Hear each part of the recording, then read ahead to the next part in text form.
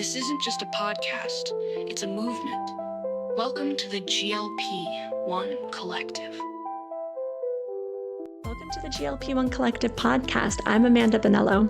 In this episode, I am joined by Ana Reisdorf, registered dietitian, GLP-1 patient, and founder of the GLP-1 Hub. Ana has built an incredible space where science, support, and real-life experience meet. From her own journey with health to creating meal plans, recipe collections, and a thriving podcast, she is helping thousands of people navigate life on GLP-1s. And today she is sharing her personal story and how it all began. Let's dive right in, but make sure that you stick around until the end for some important announcements.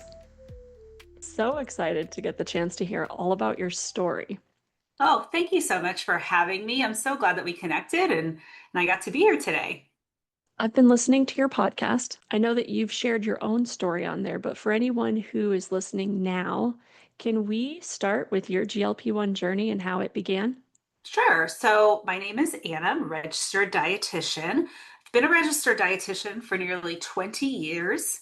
For the last 10 years, I have been working as a content marketer, so writing content for health and wellness brands. So I haven't worked as a practitioner dietitian for a long time.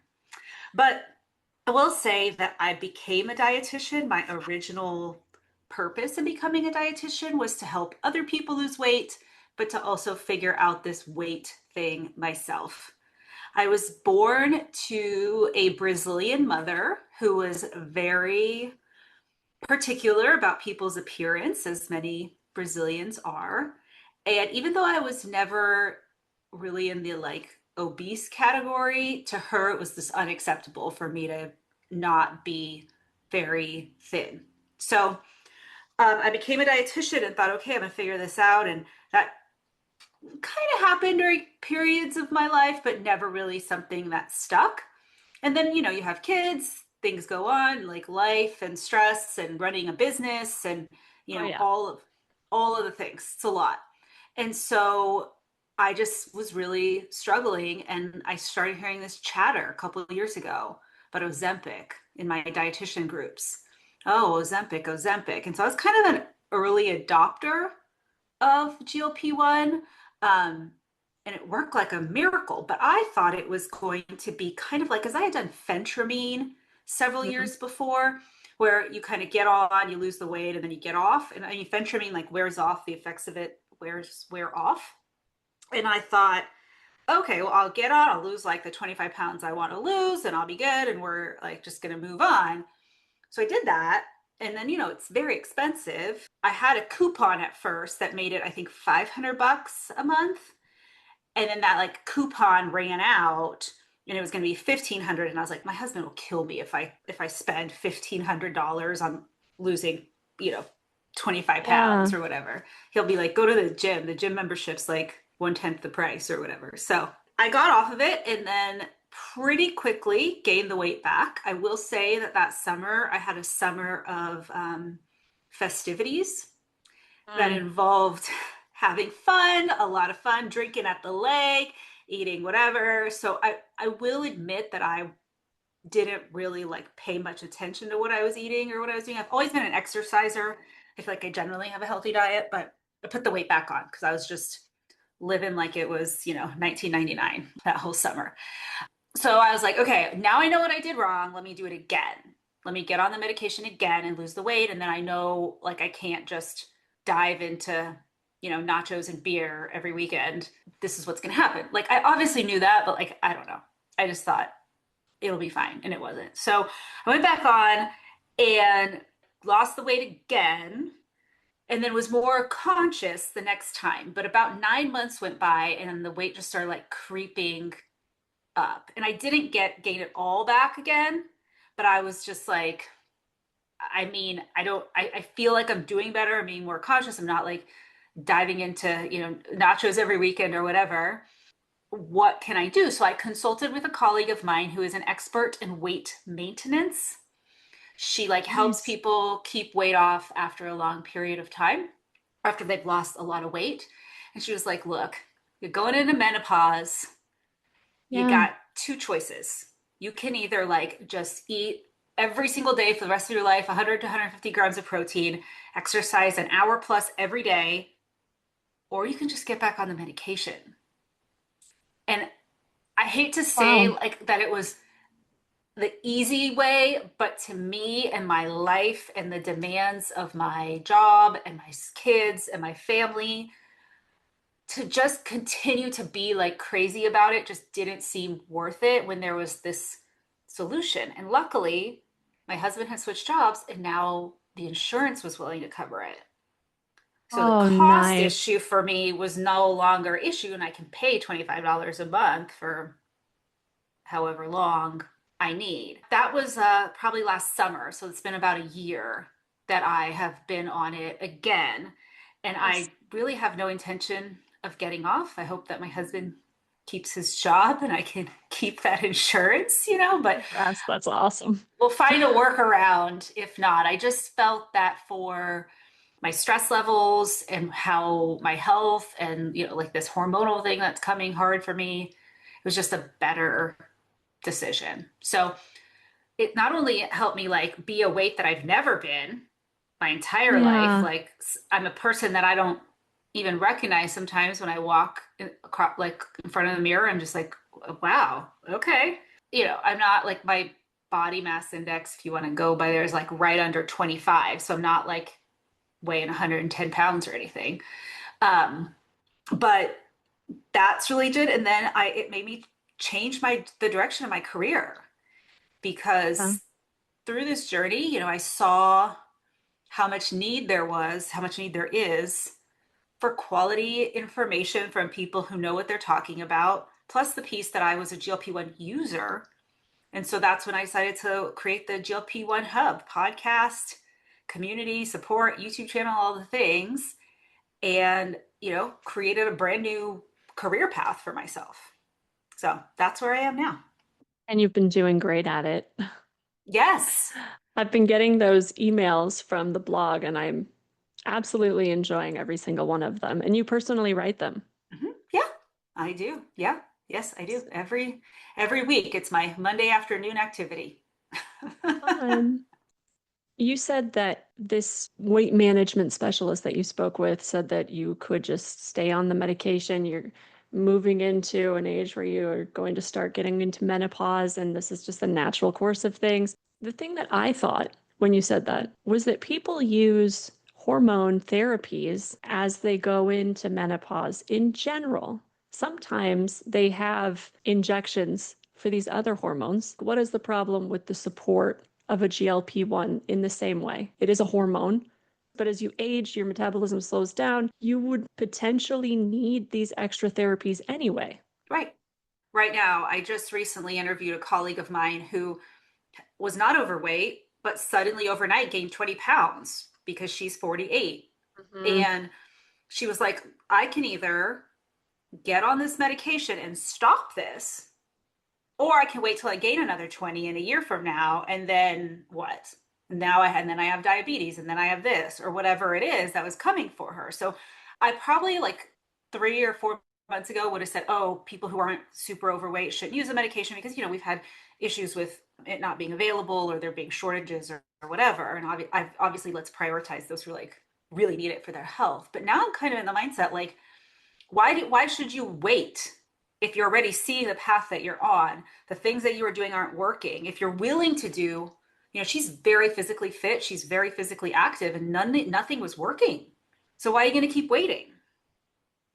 It's unfortunately so common for people to be just killing themselves, working out and dieting and doing all of the things right and just gaining weight anyway, because when your hormones are out of whack, it really doesn't matter what you're doing.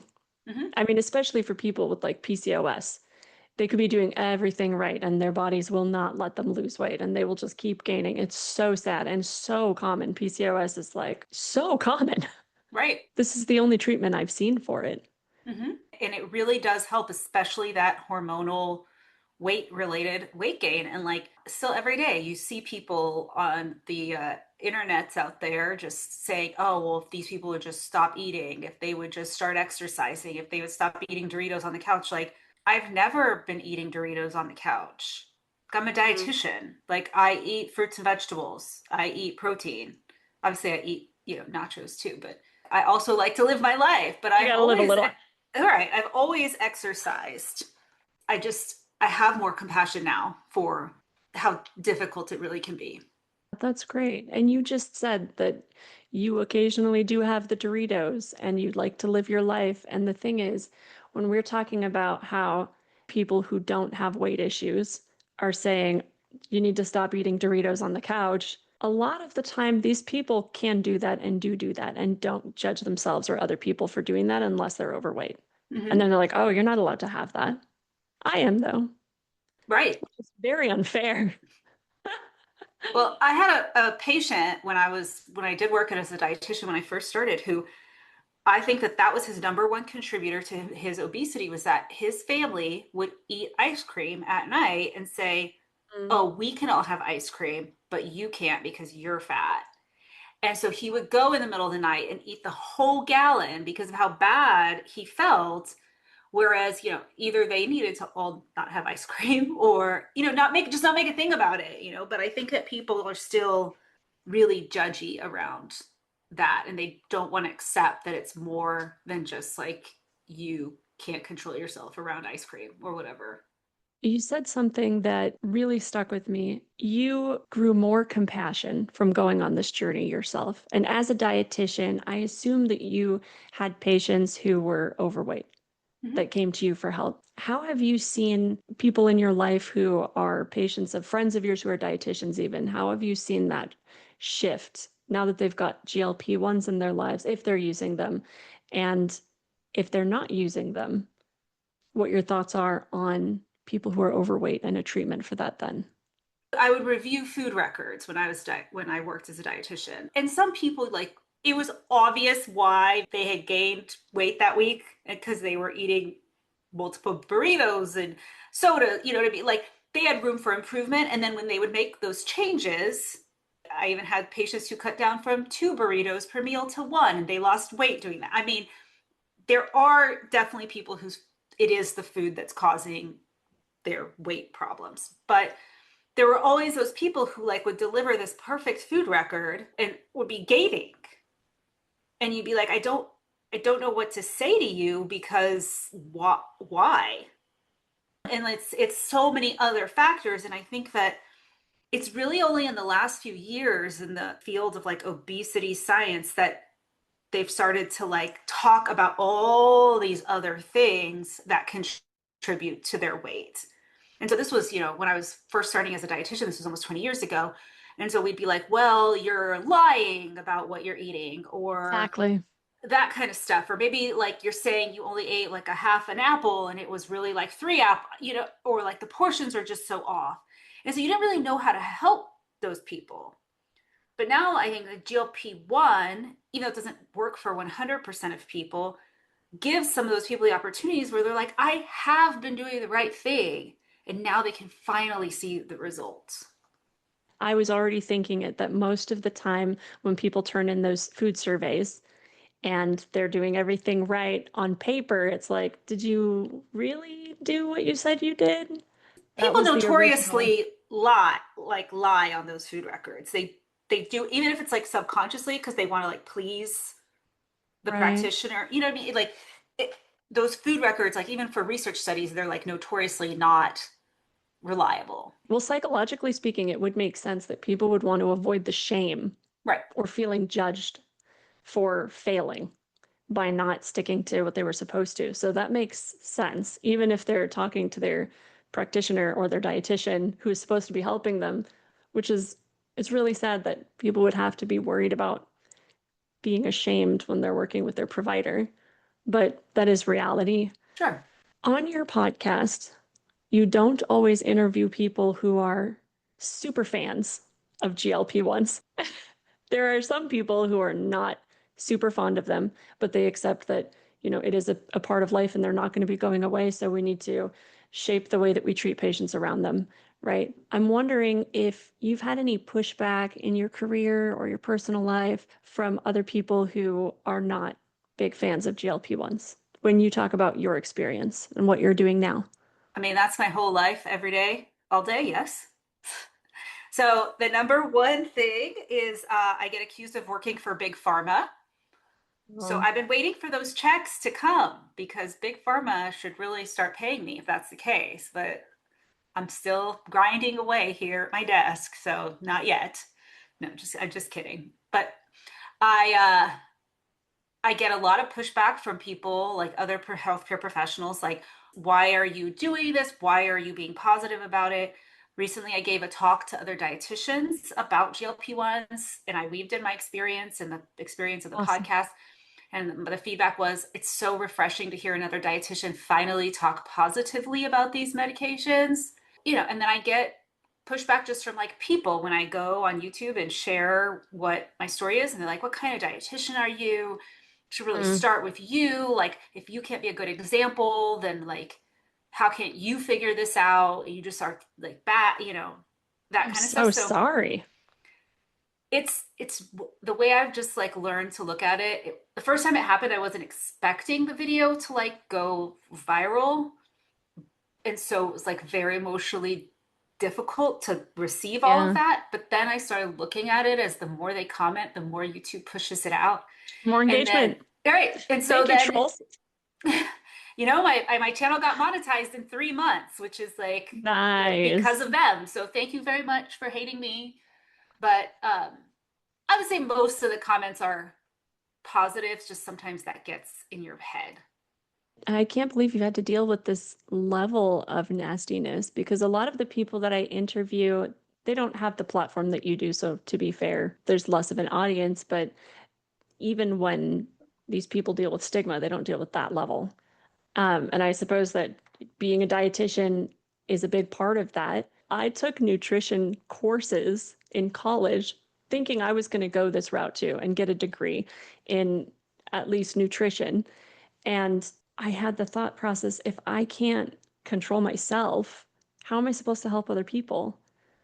And so I ended up changing course and getting a degree in something else. And part of me wishes I had just stuck with it. Mm-hmm. But I think that it's very common from what I've seen for dietitians to get on a GLP-1 and have the same life-changing experiences that the rest of us are.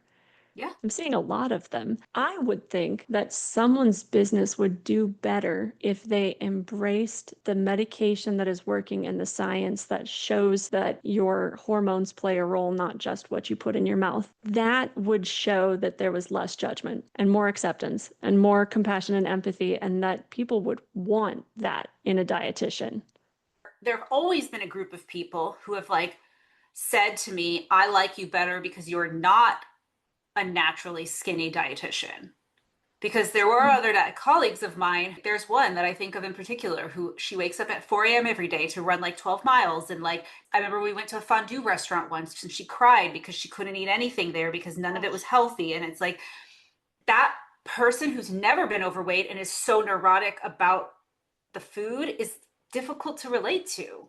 Whereas when you know that your dietitian had to cut back on the nachos she really wanted to eat, like I think that makes you feel more accepted because you know that she understands what you're going through. And I do like that there's more dietitians coming out and sharing their story on GLP-1, but then there's dietitians that practice in different ways. And I think that's fine. There's the more like health at any size group that's what they want to do and that's how they want to practice. And I think there's somebody for everybody, but I'm glad that there's more dietitians coming out and talking about it and not being afraid to say like I needed this help because I had this that I was dealing with. And how do you know, like, how are you judging? And it shows that, like, hey, I'm a professional, literally doing all of the things right, and I am still needing this medication for the extra help. That really says something.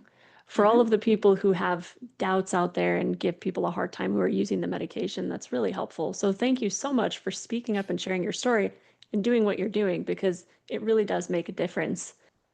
I hope for it to be normalized. I see so many people who I know in my life who are like, oh, I'm on the medication, and I'm Mm-hmm. like, first of all, you suddenly lost 50 pounds and you don't think everybody knows, but they don't want to share. I've asked friends of mine to come on the podcast to share their story and they won't do it Mm-hmm. because they're too afraid to talk about it. And I don't want that. Like that's why it makes me motivated to talk about it even more because I just want it to be normal, like just like Yeah. anything else. Yeah, there's definitely a lot of people who are not comfortable talking about it. I almost want to say it's probably the majority of people, and it hurts us so badly when celebrities, there's Lizzo, who recently said it works the same as eating less. So, yeah, I use the medication, it worked, and then I just, ate less, works the same. And I'm like, that's not how it works, though. And you're really spreading the wrong message there. Mm-hmm. The complete wrong message, the opposite of what we want people to think. Well, and then I think people don't fully understand how the medication works. One of my friends was asking me the other day, she's like, well, I already have a really low appetite. I can barely eat, like how would it help me? Because I'm already not wanting to eat. And I'm like, well, it does more than that. Like it changes how your body's working in terms Mm. of like your blood sugar and insulin and all of that. So that's really more how it works. I mean, appetite suppressant is one piece of it, but I think that people just don't really understand. It's not just an appetite suppressant. Right. The appetite suppression is actually a side effect of the hormones being balanced. It is like the main thing that people focus on and think that that's all it does, which is hilarious because it's a side effect. Right? Because, like, when you just lower your intake, there's all these hormones that pop up that make you go back to eating, like that your body just doesn't like to not get enough calories. And so it kind of stops all of those things from going off. So then you're able to like eat a normal amount. When you said that as a professional, you think that it made people feel like you were more relatable because you didn't have like a super OCD regimen, that can be very true for doctors too, Mm-hmm. for obesity specialists. You're right for dietitians. When we see people who have been through the same struggle, it just definitely makes them feel more relatable. I have an eating disorder, or at least I did. And I don't know that you get rid of an eating disorder, but Sure. I feel like it's gone ever since I started this GLP-1. Mm-hmm. So I did see a therapist for a short time. She was very small. And while she was trying to be comforting, it truly felt like you just don't understand. You're telling me to eat less and move more and to eat with intuition, like use my intuitive eating skills and log my diary, my food diary. And like, how can you understand? You know what I mean? Mm-hmm. I mean, I don't relate to some of those people because I don't relate to, being so disciplined you could never miss a workout. I work out, like, don't get me wrong, but like, I just, I still struggle. I can Yeah. never understand how you can always choose to eat broccoli over French fries. That's not a thought that I have. I like, I just don't. And so I do think it's hard to relate to somebody, no matter how good of a therapist or dietitian they might be, if they've just never really walked in your shoes. So Yeah. that's why I want to share more and more like what I'm doing, what I'm going through, and how things are not always perfect, so people can just feel more normal. Thank you. Hmm. What are your goals with the GLP-1 Hub? Do you have like a long-term vision?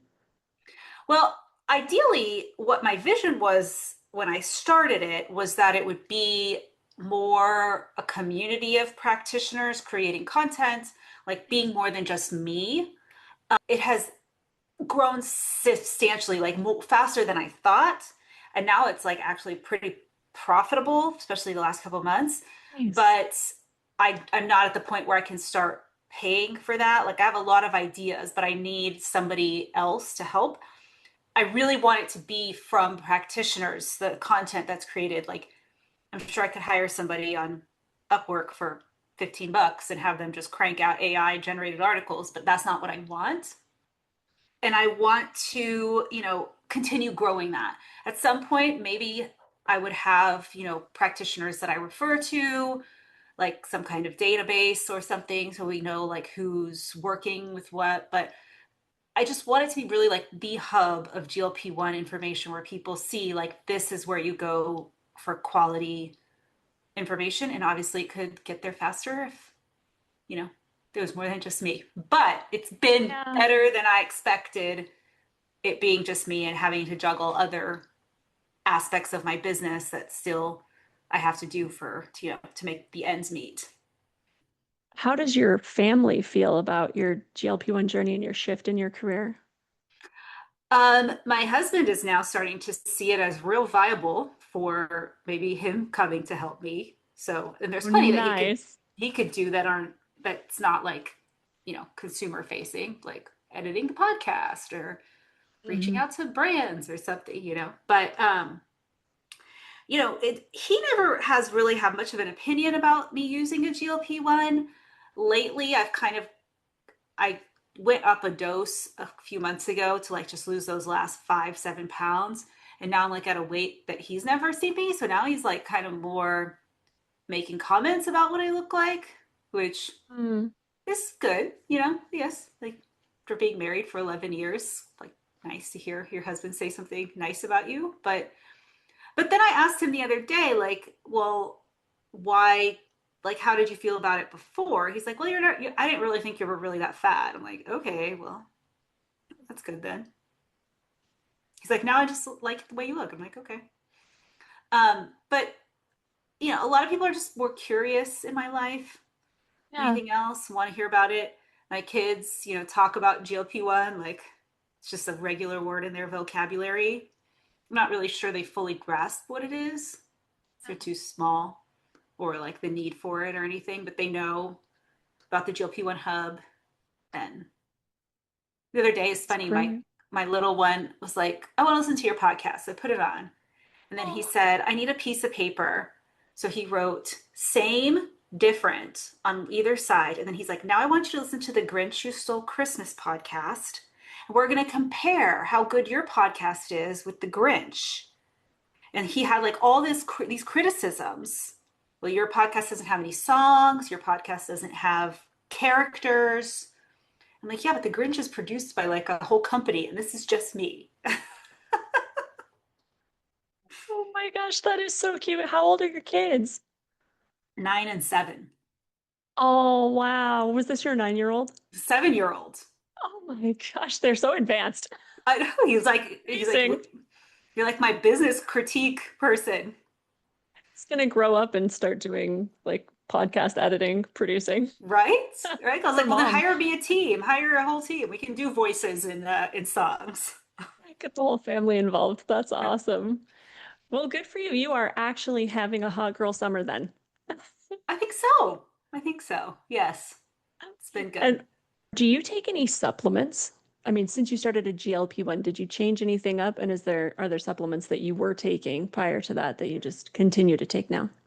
I've never been a consistent supplement taker. My writing job was mostly in the supplement industry, and my job was to come up with like how to tweak the science to make the product sound good. Like that's what I Wow. did. So I'm kind of about supplements. I have a whole collection of them that people send me that I usually end up throwing in the garbage. Um, but with the GLP-1, I did start taking a multivitamin just because when your calories are low, it's hard to get everything in. Hmm. I take a vitamin D because my vitamin D was low on the last time I checked, so I thought I'll do that. And then there has been lately some different companies that have sent me these longevity supplements. And the science is interesting behind them, but then I'm like, how do you know if they're working unless you live longer, but then you could just get hit by a bus tomorrow? You know what I mean? Like they sent them to me. They're very expensive. I was like, I'm not gonna throw these away, so I'll just take them. Maybe I'll extend my life from it. I don't really know.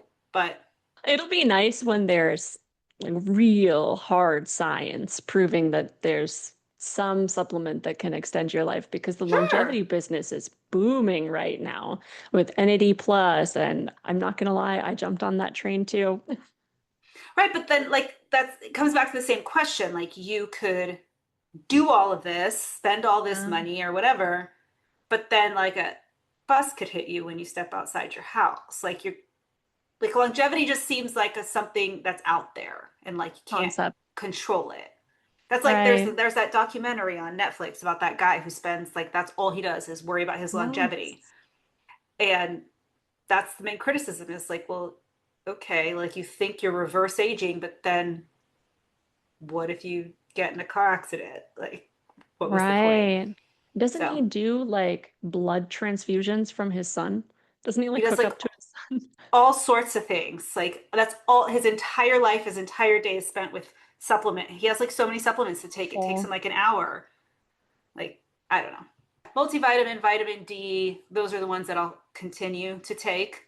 Mhm. Um, and then yeah, that's really. And then I was introduced to a brand that has an anti side effect for GLP-1. So it's like a colostrum and egg powder product. It's called Releasium. They sponsored a couple episodes Okay. of my podcast, and I did incorporate that on shot day. Like I put it in a protein shake or something. I've never really had severe side effects, so I'd be curious to see if it helps somebody who does. There are some horror stories out there from people who they got so sick that they couldn't eat and they just threw up and they Mm-hmm. just had to get off the medication because they were just throwing up all the time. And it would be interesting to see if Elysium could help with that. They did a study on people, but it was just like a, hey, do you feel better when you take this thing? So it wasn't like super rigorous. It was just the people reporting, and these Right. people said they did, and so I thought that was interesting. And it's egg powder and bovine colostrum. It's not going to hurt me, so figured it doesn't hurt, but might be worth a shot. I've been curious about the colostrum Mm-hmm. because when I think of that, I just think of like newborn babies and breastfeeding, and Yes. I'm Mm-hmm. just not sure how that is used with adults from a cow. I haven't It looked into it though, so don't judge me for not knowing. it actually has these like bioactive peptides in it, and like Oh, immune support proteins and things. So there is quite a bit of clinical research on its possible benefits for immunity and like muscle strength and inflammation and things like that. So this particular company, they sell another product under another brand name, which is actually the same product that like has been used for like treating diarrhea and like other types of things, which is why they thought, oh, let's oh, use it for this. So there is quite a bit of research on the benefits of bovine colostrum, but it's once no. again one of those things like how do you quantify it for yourself and justify the Right. cost, because some of those products are So expensive. so expensive. And peptide is just a buzzword right now. It Mm-hmm. is, the peptide business is booming, and I will not lie, I'm all over it. I just got this peptide face serum and like is it called a gua sha? Like this vibrating, Mm-hmm. heating Mm-hmm. face massage. I'm massaging this serum into my face every night, and I'm taking collagen peptides in my coffee like Mm-hmm. 6 times a day. Oh, And I will say there is a quantifiable difference in the strength of my nails.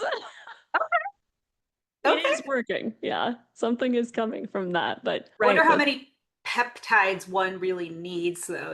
Like a peptide is just a small protein chain. It's nothing like some of them have functions, but they're nothing like that don't exist already. So that yeah. kind of, to some extent, makes them safe, safer than other substances. But I don't, there's got to be an upper limit, right? Like, Throughout all of this, your journey, all of the information that you have that you've learned that you've gotten from other companies, you've remained a realist and a skeptic. I love that you question everything. I think that's fantastic instead of just, going with, oh, they said that it works and I placebo could be placebo, but I feel better. You know what I mean? I love that you actually think about the effect of all of these different things, including supplements, because I know a mhm. lot of them really are nothing. They send you nothing. It's just like a sugar pill, it's just filler. And a lot of the time, you really don't know what you're getting. Right. I'm always kind of skeptical, what is the truth behind this? Just because I did work, that was my Right. job, was to make it sound good and kind of like look at the science and say, oh, maybe we pull this sentence out, we can make it seem cool. But at the end of the day, my core belief is that nature has given us what we need. Hmm. And so, if you eat what nature has given you, you should get what you need. Now, there are circumstances like right now, if we're on a GLP-1, we're not eating as many calories as maybe we should be. Right. So then we might have to look at a supplement, or a lot of us spend too much time inside. And so we might need a vitamin D because, especially during the winter months, we're not making as much vitamin Hmm. D. So it's not a 100% like blanket statement. Medical conditions come into play, or medications, or lifestyle choices and things like that. But just the marketing is like, I'm always kind of, what are they talking about here? Do you have any protein recommendations? Like, what does your protein intake look like? Usually, what I try to do is I just start my meal with what is my protein going to be. And so, breakfast is the meal that I struggle with the most because for some reason, ever since I had COVID, I don't like eggs anymore. I don't know, just like my Huh. taste buds changed for it. It's kind of weird. I try to do protein shake, and like I said, I get a lot of free samples, so I just use what people send me most of the time. Or I've really been loving these hero bagels. I will admit they are a sponsor of my podcast, but I really do love their bagels. A bagel has 17 grams of protein, so that makes it easier for breakfast. And then I try to like just have leftovers. I make like a meal that has chicken or beef or something for dinner, and then I try to make enough for me to have leftovers for lunch. If not, I make like a snack plate. Try to get things that are protein, like turkey slices, tuna, like those tuna packs, that kind of thing. And then I always, always, always try to have something with fiber, That fruits, was my next vegetables. question. Yeah, and so that's kind of the way I look at it. And other than that, I really don't stress that much. I see a lot of stress on the internet Mhm. about, oh, did I hit my protein? Did I hit my protein? Like I feel like GLP-1 gave me freedom to just stop tracking, to just stop Yes. counting. I spent so many years counting and tracking and logging and doing that I don't want to do it anymore. And so I just think, okay, do I have my protein? Do I have my fiber? And then I just move on with my life. So I'm not sure I'm getting 100 grams, 120 grams every single day, but how much does that really matter? Like, I Right. feel like I have gained muscle. I'm feeling good. I feel like I have energy. I know that I'm feeding my body the right way. And I just don't, that's my favorite thing about the GLP-1 is it Huh. has relieved so much stress. I'm not understanding these people online who are just like so crazy, can't eat this, can't eat that. Like, I eat ice cream most days because I like it. And it's And not the there's low protein. fat, There's protein in it. not halo top. It's not any of that garbage. It's real Breyer's mint chocolate chip ice cream. That's what I like to eat. And you're feeling good. And like you said, you feel like you're gaining muscle. Hmm. You should still be able to enjoy your life and to have that freaking ice cream. Right. Good Right. for Like you. that's, and maybe I would have eaten like double the portion that I can eat now, before. And so it's just kind of finding that balance, but like don't stress that much about my food. It's funny that you say that because I had a scoop of ice cream. It was a double scoop. They said it was a single, but I saw them. It was a double. When I was on vacation, I had some ice cream and I thought to myself, I wonder who would think this was cheating. And I'm going to eat this freaking ice cream. I went for a hike and I shouldn't even have to justify it with a hike, but I should be able to enjoy my vacation and live my life and not worry about the judgment of other people who have not walked in my shoes, right? If you don't have anything that you enjoy and everything is like, I gotta count, I Mhm. gotta track, I gotta meet the protein, I gotta eat the protein. Like, I don't know, at some point I feel like you're gonna give up. Just to say, screw it, I'm not doing any of this anymore. At least that's how I would be. This gave me freedom to do the right things and still Mhm. have that a little flexibility. And I think that's what makes it more sustainable. You're Hmm. absolutely right. Before this GLP-1, I would count calories and just kill myself at the gym. And I would write down all of the different workout exercises I was doing, how many miles I was running.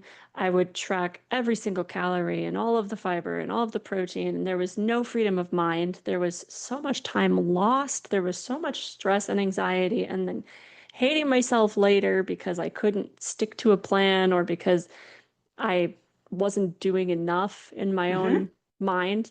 And I think it makes you very relatable that you have just been like, I'm looking for sustainability and happiness because I could get hit by a bus tomorrow.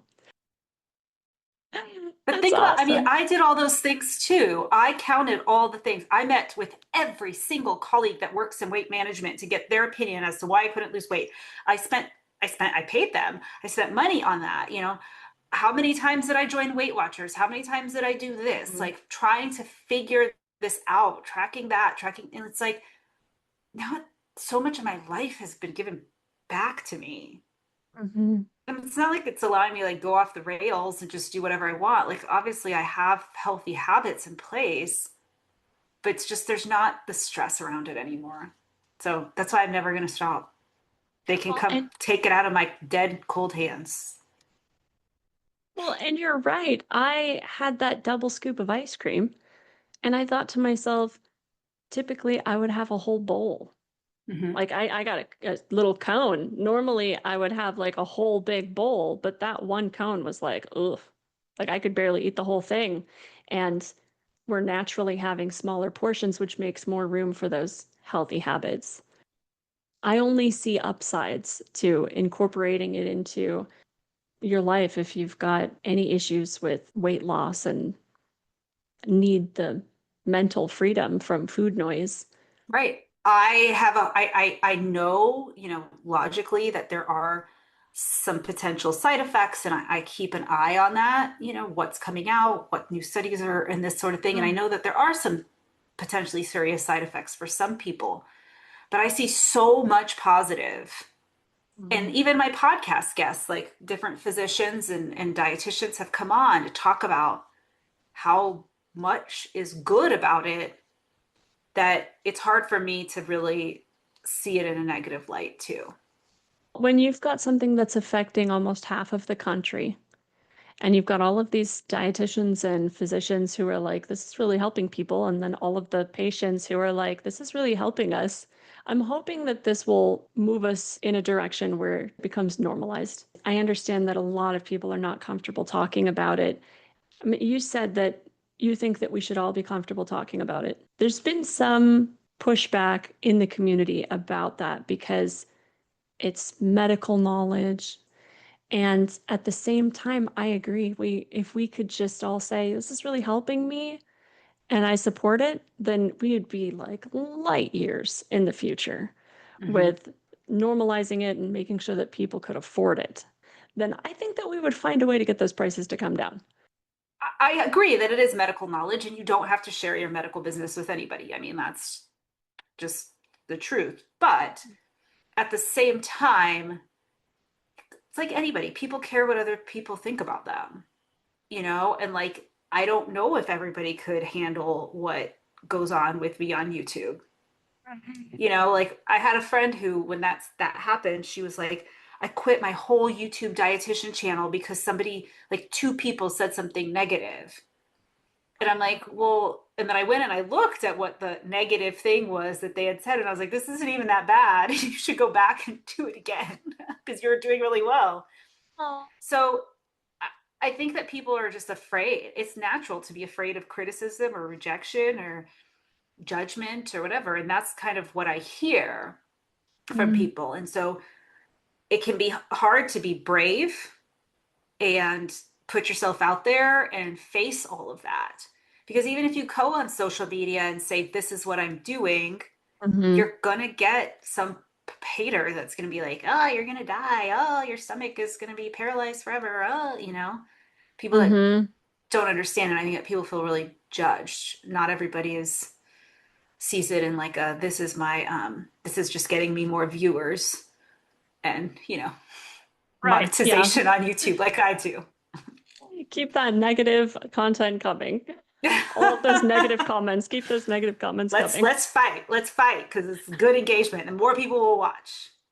Yes, that's awesome. Well, I love your attitude for taking on these haters, for helping spread the word, for making your podcast and running the hub and doing an amazing job on the blog. I'm really looking forward to seeing your company expand and bring in more people so that you can really grow that hub. Thank you I so only see much. things going up for you. Oh, thank you. It's I spent 2 years really struggling in business, and to start something and have it just like really go is really a nice break. Do you have any specific message that you would want to tell? Sure. So I think the main thing that I kind of want to get across that I feel like people are not understanding is that this GLP-1 thing is not about your weight. It is, that's part of it. But it really should be about your health and how you're going to feel long term. So let's slow it down a little bit. Let's slow down how quickly you think you should be losing weight. Let's make sure you're eating correctly. Let's be sure you're exercising in a reasonable way that's not killing yourself thinking you need to lose another 5 pounds.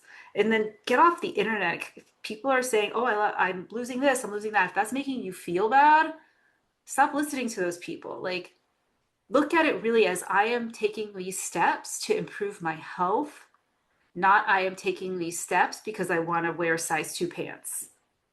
So, like, I want to shift the conversation. There's just too much weight, my weight. How much did you lose? How much did you lose? When you went to 7.5, how much did you lose? Like, none of that really matters.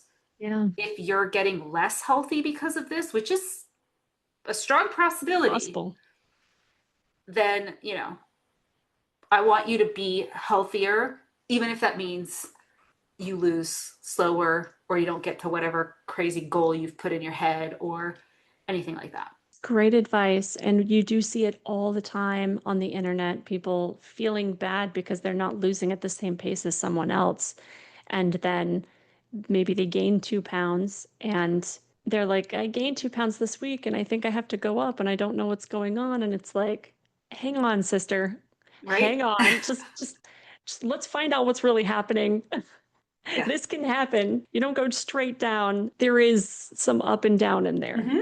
Yeah, it's like I just don't just always surprised at how people think their body's some kind of machine where every day they're supposed to lose. I saw somebody post today, it's been 3 days since I started and I haven't lost any weight. I'm like, I went for a run yesterday. I'm like, okay, well, like so now you're not going to lose weight because you went for that run and that causes inflammation. And so your body's going to hold on to the weight. So I just want people to like stop being focused so much on the weight. Like that will come if you Yeah. do the other things. I love your super nonchalant, just eat the protein, eat the fiber, don't kill yourself tracking it, and don't worry about the weight coming off. Just do your own thing. Just live your life. Eat the ice cream if you want to. Ice cream. Mm-hmm. Well, I truly enjoyed interviewing with you. You are so down to earth. Thank you so much. This was great. I'm talking to you and I'm like, she has such a personality, and I love your perspectives. Thank you. Thank you. It's like you gotta have a point of view these days because everybody's an AI now. So That just is gotta so be yourself. Thank you for watching. This podcast is owned and operated by GLP-1 Access LLC, a separate for-profit entity that is the action arm of the GLP-1 Collective. We're organizing a GLP-1 meetup in Atlanta, Georgia for Obesity Week this November. We need to make sure that Obesity Week includes the voices of those who are most affected by access issues. We've opened an online store with merchandise that helps support our efforts. Visit GLP-1 Access LLC to learn more and find out how you can get involved. If this podcast means something to you, then please leave us a 5-star review and a comment. It helps us reach more people. We can't help people if they don't know we're here. And we are so glad that you are. Collective, welcome to the GLP.